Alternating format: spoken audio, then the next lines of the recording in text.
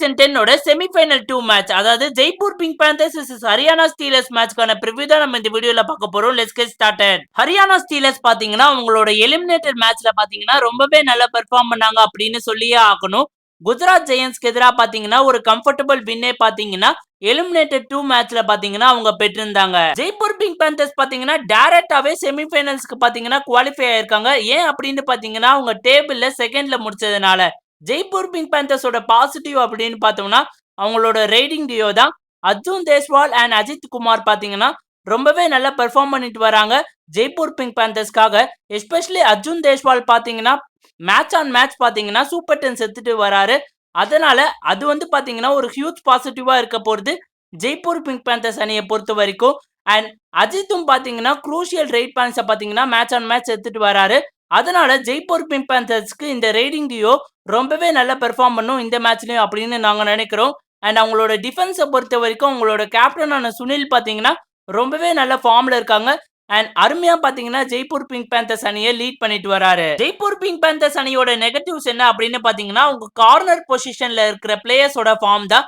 Corner பொசிஷன்ல இருக்கிற players பாத்தீங்கன்னா அவ்வளவு நல்ல ஃபார்ம்ல இல்ல. அண்ட் கவர் பொசிஷன்ல இருக்கிற ரீசாவும் பாத்தீங்கன்னா அவ்வளவு நல்ல ஃபார்ம்ல இல்ல. அதனால ஜெய்ப்பூர் பிங்க் பேந்தர்ஸ் அணிக்கு பாத்தீங்கன்னா டிஃபென்ஸ்ல கொஞ்சம் ஓட்டைகள் இருக்கு அப்படின்னு சொல்லி ஹரியானா ஸ்டீலர்ஸ் அணியோட பாசிட்டிவ்ஸ் தான் நம்ம இப்ப பார்க்க போறோம். ஹரியானா ஸ்டீலர்ஸோட ஹியூஜ் பாசிட்டிவே என்ன அப்படின்னு பாத்தீங்கன்னா அவங்களோட ரைடரான வினயோட ஃபார்ம் தான்.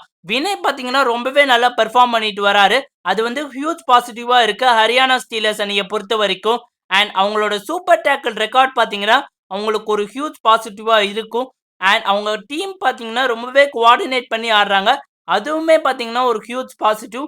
என்னென்னலாம் நெகட்டிவ்ஸ் அப்படின்னு பாத்தீங்கன்னா ஹரியானா ஸ்டீலர்ஸ்க்கு ஒழுங்கான செகண்டரி மற்றும் டெர்ஷரி ரைடர் இல்ல.